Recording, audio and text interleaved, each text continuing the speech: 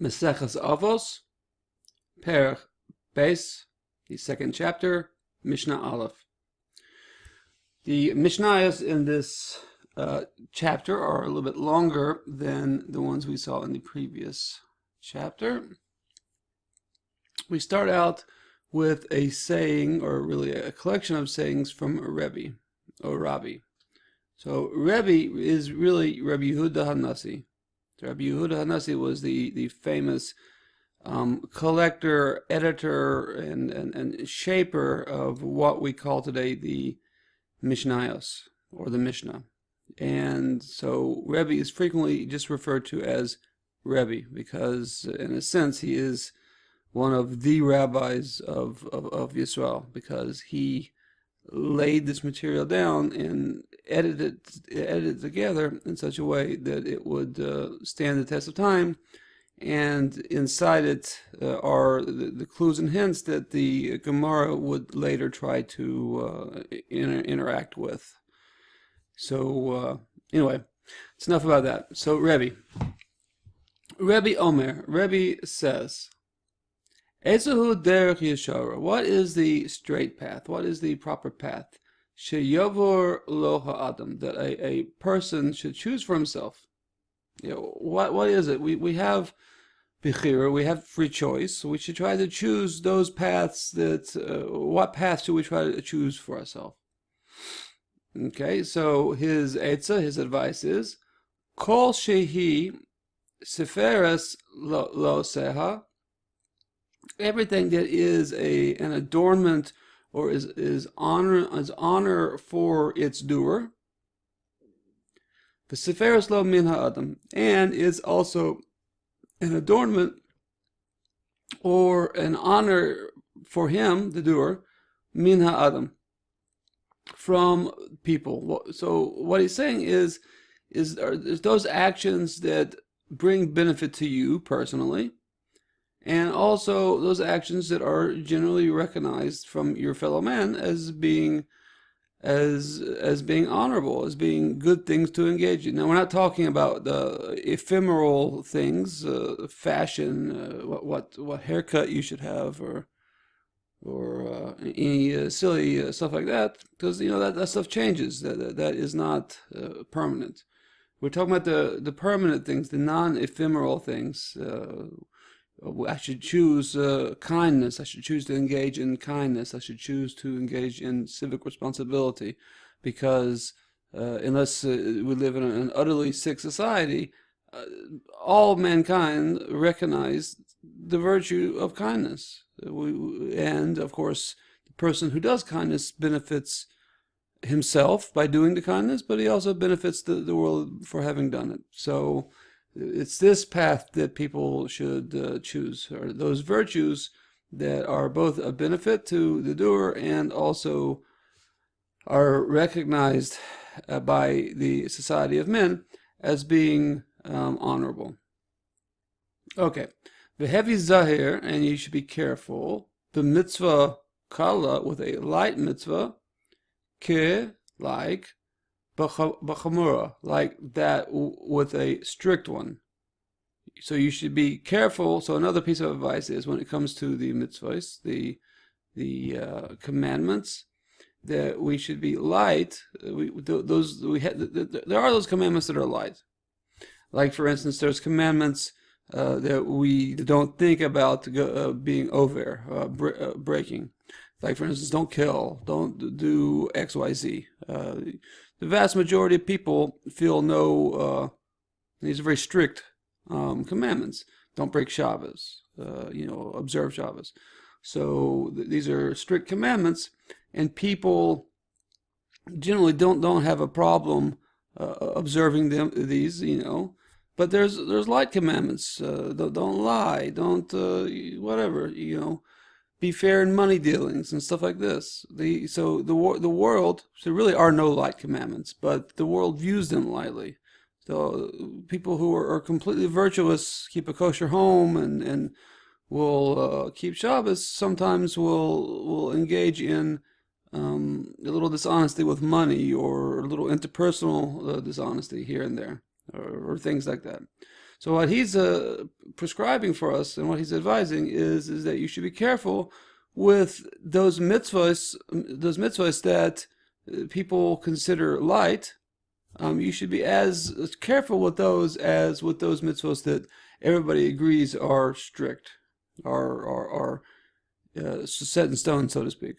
So that's what he's advising. Why? Why would he advise this? So obviously because they're all in the Torah. But what he says is, She'en ata yodea, that you do not know matan scharan shel mitzvahs. You don't know the schar, the reward that is given out for the mitzvahs. You don't know. Could be that we have put a lot of emphasis on keeping the Sabbath and things of that nature. So every good Jew keeps the Sabbath. So, and since good Jews, since there's no draw to not keep the Sabbath, could be that the reward is not very much there, because there's no real urge to break Shabbos for a lot of people. But how about being honest in business, or things like that? Could be that this is the reward for keeping back from that, putting your finger on the scale or something like that is much greater than something like keeping Shabbos. The answer is we don't know. We don't know how God, how Hashem divvies up the merit for these things.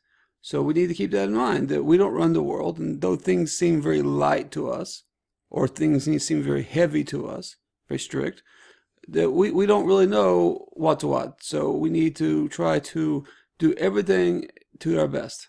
That's what he's saying here. He says over here further on the topic, V'heve mechashev hefzid mitzvah keneged schara. And it should be that a person should, when he's faced with one of these decisions, an opportunity to do a mitzvah, or to not do a mitzvah, or even to do opportunity to do an avera, a sin, or to not do a sin, he should be having mechashav hefsid mitzvah. He should reckon for himself the loss of the mitzvah, keneged schara, against its merit. So basically, what I should say to himself is, well, if I don't do this mitzvah, I really don't know how much I'm losing out on, and but I don't know how much I would gain if I did the mitzvah. Since I don't know these things, obviously the the drive here is that we want to do the mitzvah because we're reckoning it out. We're doing the math, and we see that we are not on firm footing in doing the math, and we want to go for the reward as opposed to not getting the reward. Fine. Uschar avera, and the reward for a sin, keneged hefseda, against its loss. So the reward of doing an avera against not doing an avera. Yeah. So basically, this whole thing is we have to sort of do the math and see, and of course, like I said, we're doing it on a shaky footing, so we can't really do the math, and we need to just, because we don't know the schar, and as such, we should always come out on the side of caution, and we should seek to stay in the black, so to speak. We don't want to get into the red. Fine. It's like the basic accounting. Whenever there are unknowns, we err on the side of caution. So he's just advising that. Fine. So he says further, more advice. A person should, Stachel means to gaze or stare, but here he really means to put your mind to. You should put your mind to three things. If you do, and if you do that, put your mind towards these three things he's going to mention, then a person won't come to do any kind of avera. He won't come into the clutches of sin. So what are these three things? He should know ma lamala mimach. He should know what is above him. He should know what is higher than him. And of course, that is God. It's Hashem. Ein roa, an eye that sees. Ve'ozen shmoas, shomas, an ear that hears. V'kol ma'asecha, and all of your acts, all of your deeds. B'sefer, in a book. Nichtavin. All your acts are written down in a book. So in other words, none of your acts are lost, so to speak. If you do an avera in your and you assume nobody knows, you are clean of any suspicion. Nobody suspects you of having done this thing, and you still are a good, upstanding, model citizen. Nevertheless, what you've done has been written down in a book. An eye saw it, and a ear heard it. So if we keep constant awareness that our actions cannot escape the awareness of God and the memory of God, then we that immediately gives us, it should give us a bit of a chill, and at least help us to get over the urge to do an avera. Okay, I hope I did that Mishnah justice. A little bit of a long one.